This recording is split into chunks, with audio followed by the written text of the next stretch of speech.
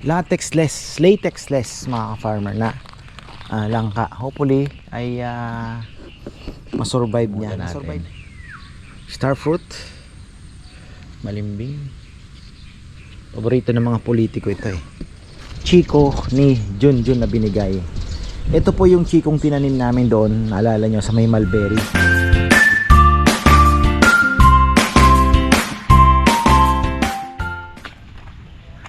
Uy, ayan na mga ka-farmer, dito na naman tayo. Gandang buhay, syempre life is good.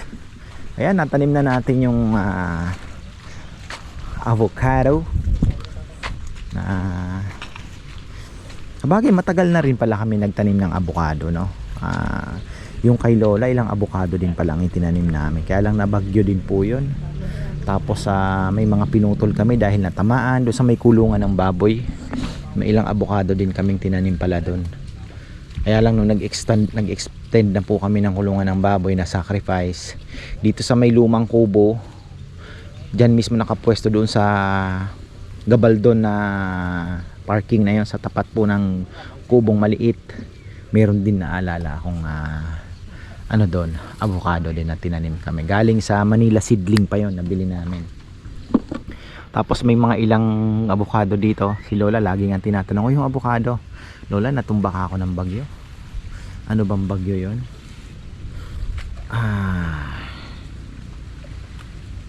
Bagyong Santi, hindi, ano na, earlier pa. So ayun po ang nangyari. So far sana ito po ay makasurvive naman, So manage na lang tayo sa pruning para hindi gaanong makapal. Tapos may bakod naman, medyo siya ng kaunti. Sana makasurvive. Tapos natanim na rin pala ni Kongkong. Wala si Kongkong ngayon kasi nag-uuling po siya. Tinutulungan yung kanyang tatay. Pagka Tuesday schedule niya yun. Ngayon sisindihan na daw nila yung uling. So ayan yung talong natin, lalaki na. Ito tuyo na nga yung mga ang ginaganda pala dito mga farmer, ito yung pagka bulok na siya sa araw, kumbaga tuyong tuyo na, hindi na siya kagaya nung sa chicken na talagang iinit. Yun ang kinaganda sa Carabao manure tsaka cow manure. So yung papaya, hindi muna tayo mag-aabono. Naghahanap ako ng soil fungicide, wala akong mahanap. Napaka-importante din. Ito na yung makopa, dito ko na pinatanim. So ito na yung makopa, laki no? Asa mga 8 feet na siguro yan. Tapos ito yung Chico, sana yung Chico ni Junjun napakaganda ngayon. Sana ay magbunga, malalaki daw ang bunga nun.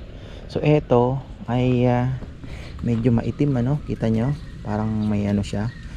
Pero pagka inulan yan, malilinis naman yan. Malilinis naman po ito. Ayan yung itim-itim na yan. So syempre naanohan din siya ng yung araw, hindi siya nahaharangan din. So maganda matanggal. Ito aarangkada na dahil nailipat na natin. I think it is grafted din. Grafted. Ayan, saan bang pinagdugtungan mo, boy? Ito tama, ito, ayan, ito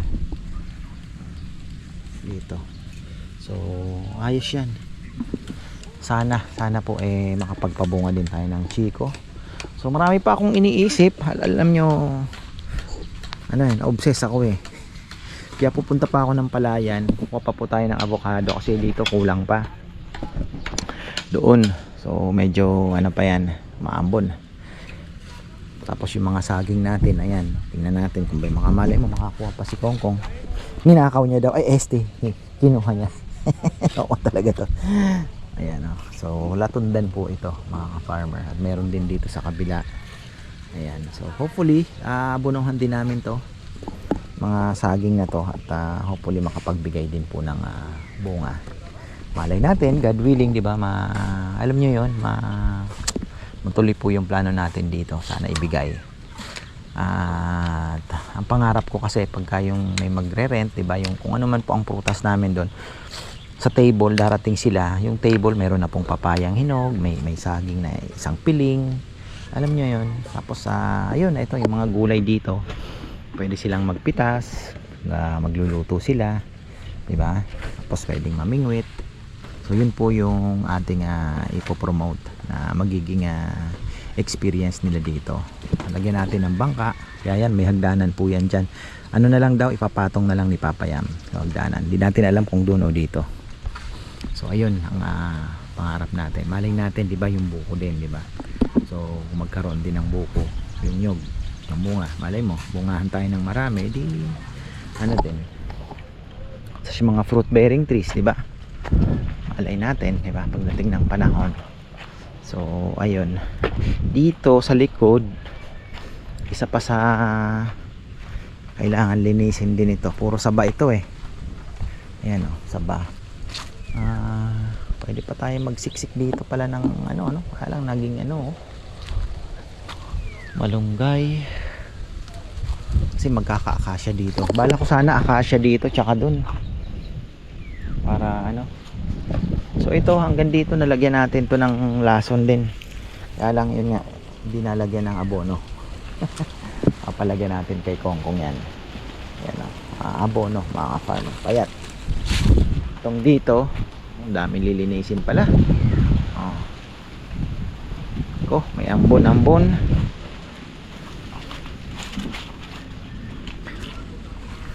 Pakita ko yung langka na andon sa likod. Ay. So 4 na lang pala ang natira kasi nagpunla pala ako ng sili. Yan, pakita ko din mamaya yung bird's eye chili tsaka yung galing po ng Iloilo. Ayan, gumanda yung ating mga alaga. Yun gusto kong kuhanin yung karamay, mga ka-farmer. Kaya sungkitin. Ayun nag-iisa.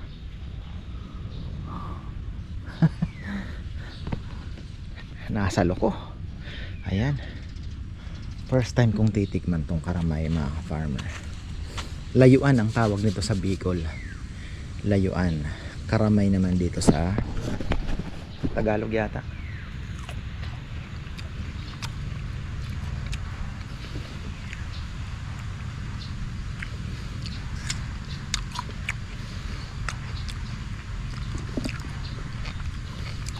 Para siyang kamyas na hindi ganun kaasim, na may lasang balimbing, mga farmer.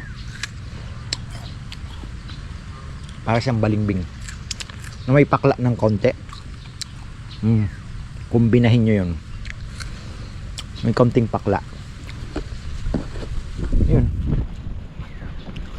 natikman ko din. Ayan, bumalik ako dahil wala akong dalang battery. Ayan, mga ka-farmer, dahil bulaklak, grabe. Ayan kailangan talaga yan. Kailangan natin. Paano kaya natin ito? Kaya abono na yan. So na natin. Daming bulaklak ng suha. Itong papaya, no touch muna yan. Siguro bubungkalin lang natin. Fungicide, na sabi ko kanina, dapat maanuhan daw ng fungicide yan na soil. Naputol yung aking sinasabi kanina doon sa may avocado na ako pagtingin ko putol na yung video. Ayan, puntan pa natin yung lipote. Karamay, ang ganda. Kasi kung magiging parking to, tayo pwede magtanim. Ay, Bo! Mamaya pala, yung baboy ni tatay, kinukulit niya na sa akin. Uling pa, no? Ito yung cardinal avocado. Kanina may nabili ako sa palengke, evergreen daw. Wala, watery. Kaya hirap yung has sana, mga ka-farmer. Tingnan natin kung may bibili tayong has. Kaya lang, ewan ko lang po itong cardinal. Di ko pa na... Sabi nila masarap daw, dibote. Ito daw yung tinatawag na dibote. Hopefully. Ayan oh. Yan po yung 700. Ayun, medyo naiwan. Pero ito, tingnan nyo, gumanda na. 700 na binigay sa akin ni nanay. Pero nabili ko to mga ilang months ago na siguro. Ginagawa yan. May 1 year na rin to. So yun nga, mga 3 years. Mabumunga. 1 year ano. Maganda pa ng ano niya. So 1 year, mabilis lang naman, di ba? Pipitas ko si Nenay ng ano, may bunga yung mulberry tapos ayan, pakita ko may bunga yung si Chichi nung isang araw kumakain ng balimbing dito, malilim na masyado. Hindi ko tayo mga ka-farmer, ang dami-daming bulaklak ngayon. Ayun daming bulaklak ng sampalok. Ito yun lang nga, latexless mga ka-farmer na langka. Hopefully ay masurvive niya. Nasurvive niya yung summer. Ayan. So sana. Pero meron akong in-order sa Aviark. Kaya lang pahirapan pala doon. Pero legit yung mismo pong ka-chat ko. Sabi niya, sir, pasensya na, sobrang dami talaga, sabi niya. Ang dami pong pero nakapila na yung sa iyo. Sobra pong dami ng order. Aviark na langka. Sweetest in the world? I don't know kasi napanood ko lang, yun ang sabi. Tapos may hinahanap ako dito, patay tayo, yung langkuas. Mga ka-farmer, natupok yung langkuas. Ito na lang, patay. Sana ay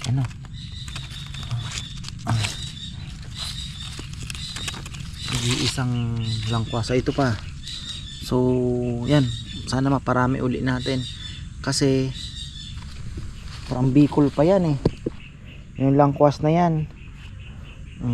Alam po yun ng iba. Actually meron naghingi sa akin yan dati marami dito, kaya lang yun nga evolution. So ayun mga ka-farmer, ang ating langka dati may langka din akong tinanim dun, matay din. So ayun nga, pagka kayo po ay magpapatanim, make sure pero kung bandang Bicol, Batangas, kaya sigurong makasurvive. Kaya lang kung naandito po kayo sa bandang norte, Ilocos, Pangasinan, Pampanga, Tarlac, kailangan nyo ng taga-dilig.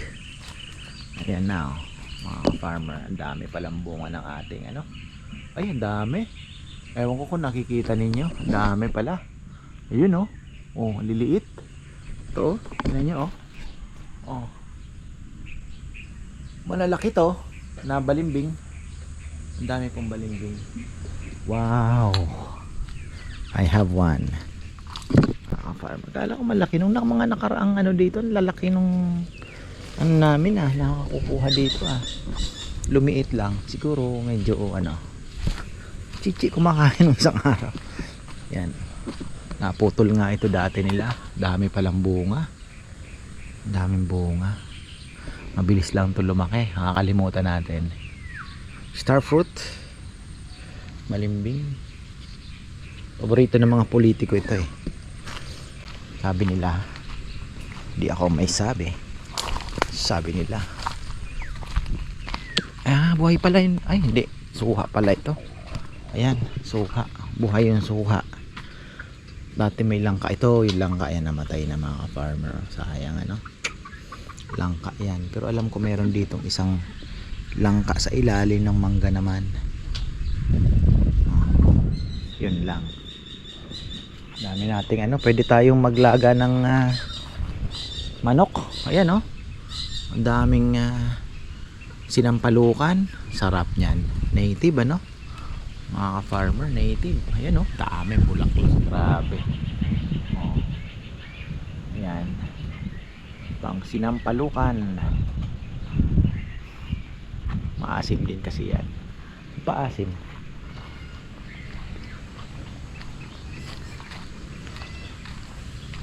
Dito malilim na, so Baka ang gawin natin, fruit bearing na lang ilagay natin dito. Maglalagay pa tayo dito ng mga tatanim natin. Langka, ano? Pwede. Aviark, mga farmer. Dagdagan ko kaya yung aviark ko na order.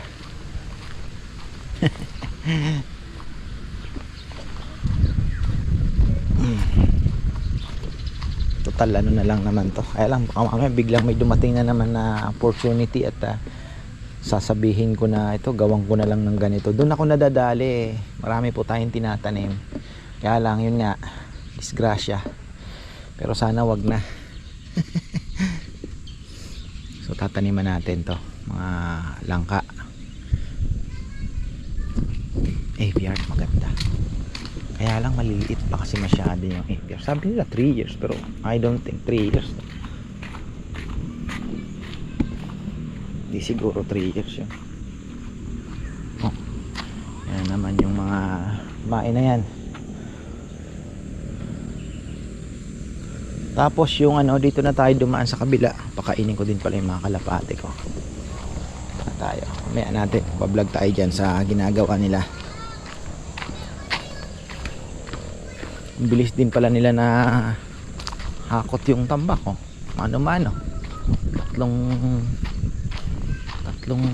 truck yan.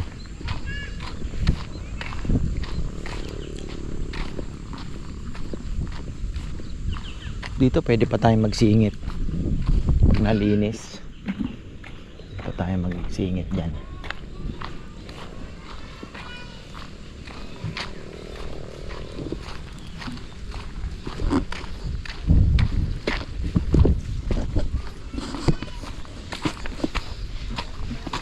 Bagay meron naman na tayong Vegeman, so nakatutok talaga.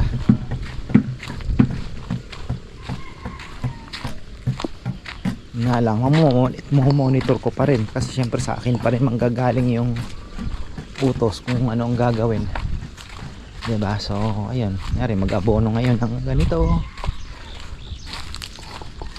avocado natin. Ganda sana yung pahiga, magandang idea. Problema, nung malakas ang ulan, dinapa naman. Sabi ko, hindi uubra. So, ayun yung mga avocado. Ilan ba to? 5. 6 yung naandoon. Na-replant na rin yun. Yung ano, natanim na din. Ito, dayap. Ito kailangan din lagyan ng fertilizer to kasi alam nyo na. Yan ang dayap. May bunga na din. Ayan, liit. Hinarang pa talaga ni Kongkong,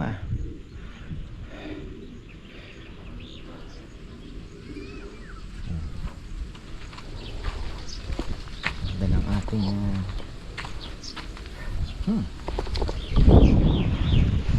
Tapos oregano. Wow, beautiful. Ganda ng oregano.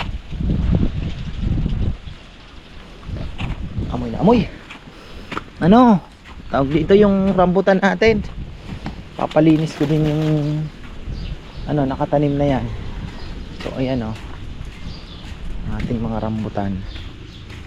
Kaya lang yun nga, nagiging ano po kasi ito, ayan, tambakan.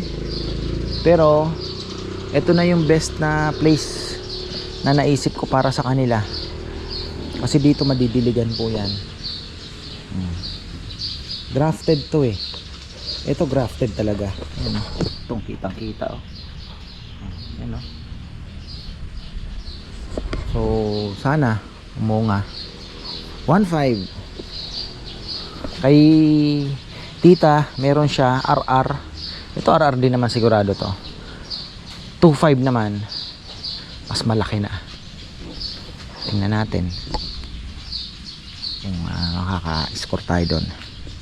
Pagbisita ko, hirap kontakin kasi kukunin ko po yung telephone number nila na pwedeng tawagan ng mabilisan kasi marami ang nanghihingi ng number. Iba po ang nailagay kong number, hindi sinasagot, pinapatayan ako ng so ayun, sabi ko Kailangan ko yung number niya. Sayang din yung sales ni tita. Tapos, eto na. Hindi ko pa pala nadidilig. Akala ko uulan. Ito oh, yung mga... Nasaan ba yung... okay. Itong may mga ganito. Ito yung bird's eye. So, yan. Diligin natin. Tapos, ito yung... Ito naman, dito naman po nakapunla yung... dito yung siling panigang na galing sa Visayas. Dark green ang kulay kasi dito po light green, napansin nyo. Sa kanila dark green, mas mabango po siya, mas mabango. Yun, dito ko na pinunla kasi nahihirapan ako doon sa isa-isa. Sa seedling sana yung mano-mano, kaya lang hindi din hirap. Kailangan tutukan mo araw-araw, kailangan parang alagang magnolia. Ito, ganyan mo lang. Basta madidilig-diligan mo, hayaan mo na, tutubo na yan. Pakita ko lang tong chiko ni Junjun na binigay. Ito po yung chikong tinanim namin doon, naalala nyo, sa may mulberry. Tapos nailipat pa namin dito. So ito, naka-recover na siya. Laki na, kita nyo. Ayan na po yan. Ngayon, ito po ay air layered na tinatawag. Marcoted po ito. Si Junjun, ang ginawa niya, paugat siya doon sa sanga. Tapos nung marami ng ugat, pinutol niya. Ito na nga po yon. So ayan po mga ka-farmer, yan po yung karamihan na ginagawa ng iba na sasabihin na bonsai. Minamarkot nila, pipili po sila ng isang sanga na maganda. Tapos yun nga, babalutin nila hanggang sa mag-ugat, then puputulin, itatanim nila sa drum o kaya sa malaking seedling bag. So, ayun, minsan ang benta 10,000 po mga ka-farmer, ang bentahan. Mga mala. Pero kung ganito na din naman, okay na. Kaya lang wala pong principal root na tinatawag. Kaya,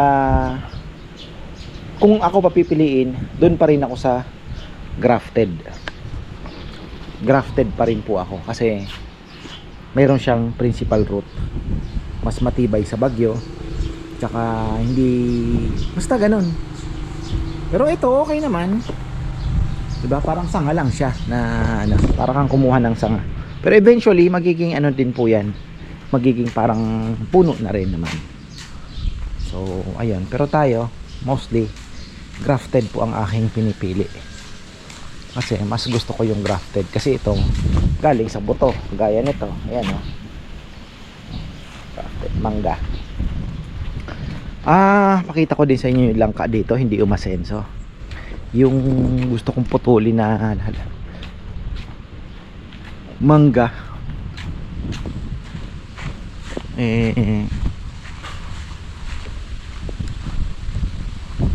Sana magputol. Kasi inaano ko pong maging, alam mo na, yung lugar. Yung mga namumunga talaga ang ilalagay natin.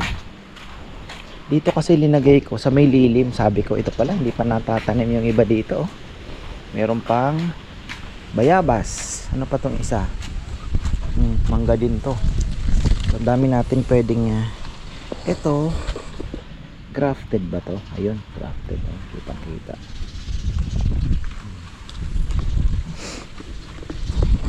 Ano to mga farmer na andito? Ayan, siguro ano to, napagkaitan lang po ng napagkaitan lang talaga ng sabihin mo ng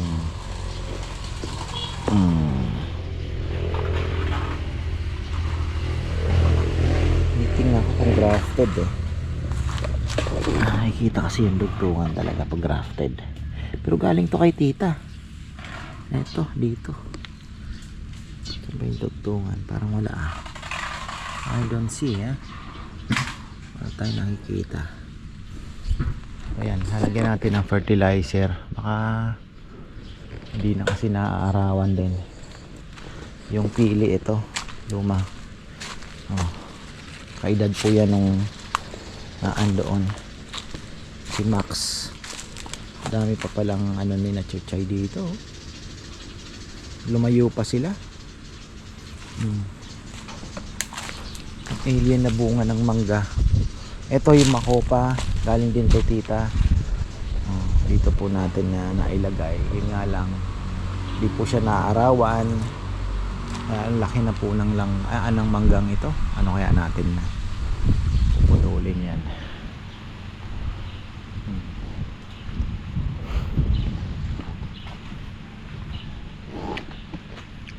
Ayan. Tapos dito yung mga sili, mga farmer na nakuha natin na pag napatubo natin, hopefully no, isisingit natin sa mga ilalim po nung doon din hilera dyan sa pag nariprapan na, ihilera natin yung mga sili dyan na bird's eye chili para, diba, maganda.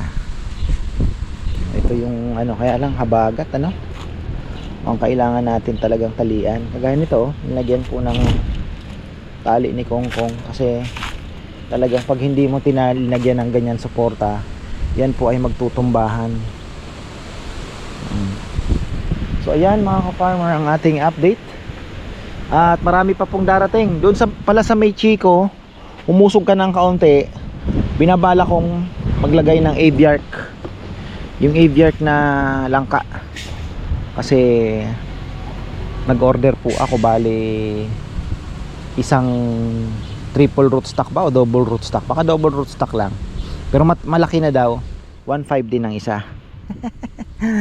Tapos mayroong binili ako na maliliit pa ng kaunti, tatlo naman yun, 1.3 mga ka-farmer. So ayun, COD naman yun, galing mismo sa Aviark, Avia Gold sa Leyte mismo. Sila po mismo ang nakagawa nung anong yun, nung jackfruit na yun, kaya safe na safe po tayo. Actually napuntahan na ni Sir Buddy yun ng agribusiness, Aviark mga ka-farmer. So ayun, anuhan natin, pagtiyagaan natin, sana magkaroon din tayo. So bali apat ang mga ano darating. Baka doon na lang po natin ilagay sa may sinasabi ko, yung may dalawang avocado doon. Doon na lang natin ihanap ng pwesto. So ayan, marami pong salamat at magandang buhay.